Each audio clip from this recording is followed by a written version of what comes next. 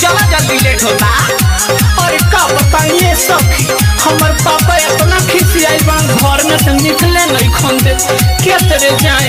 अरे काहे हो लो सुनो, निकला गोता ना सखी हमर खाइल, बड़े पापा हमर बड़ी खिसियाइल। अरे काहे हो, कौन खेला पहले बाड़ू। निकला गोता ना सखी हमर खाइल, बड़े पापा हमर बड़ी खिसियाइल। पूछो तारे माई से कौन दुआर कोड़ले बा, पूछो तारे माई से कौन दुआर कोड़ले बा। दुआर कोड़ले बा। अरे तू काल्हे कहत रहलू कि भूटेलिया आए वाला बा मिले, उहे कुछ ऊंच नीच कह देले बा का हो। अरे लो ना है सुनो का को के गोइल बा। कल रोतिया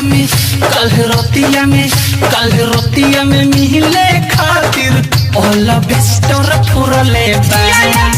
कल रोतिया में मिले खातिर ओला बिस्तर फुरले बा। रे साला वाला बेस्टर फोड़ देले बा, बानर के लइका का रे।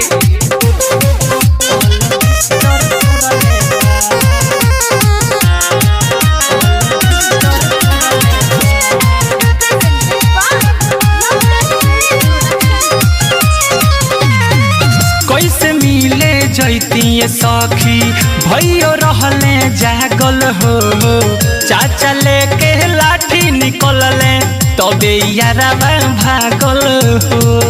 रे तो बड़ा ढीठ बारे। कैसे जैती मिले सखी भैयो रहले जागल हो, चाचा लेके लाठी निकलले तबे भुटेलिया भागल हो। रात से ओकरे हो खत चर्चा चपल छोड़ले बा। रात से ओकरे हो खत चर्चा चपल छोड़ले बा। अरे तो बड़ी गड़बड़ हो गइल हो, सारा लोग भी अब जान जाई 10 नंबर चप्पल भूटेलिए पहनेला। अरे सखी सही कहलू, वही के तो डर बाकी पढ़ाई न छू। कल रोतिया में मिले खातिर ओला बिस्तर फुरले बा। कल रोतिया में मिले खातिर ओला बिस्तर फुरले बा। ओला बिस्तर फुरले बा।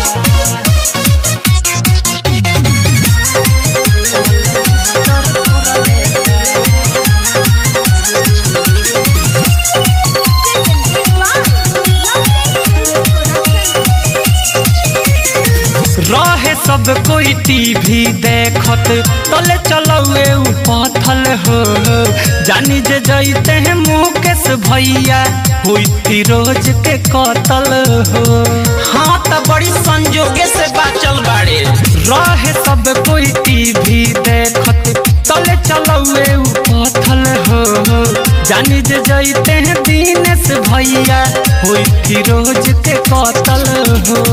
बाट सब कोई टेंशन में उ जहर घोरले बा।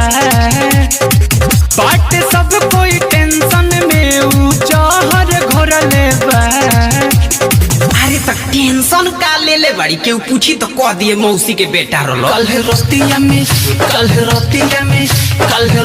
में मिले खातिर ओला बिस्तर फुरले बा। कल रोतिया में मिले खातिर ओला बिस्तर फुरले बा। हाँ तो ठीक है बा, बोलावत रह फोरवावत रह।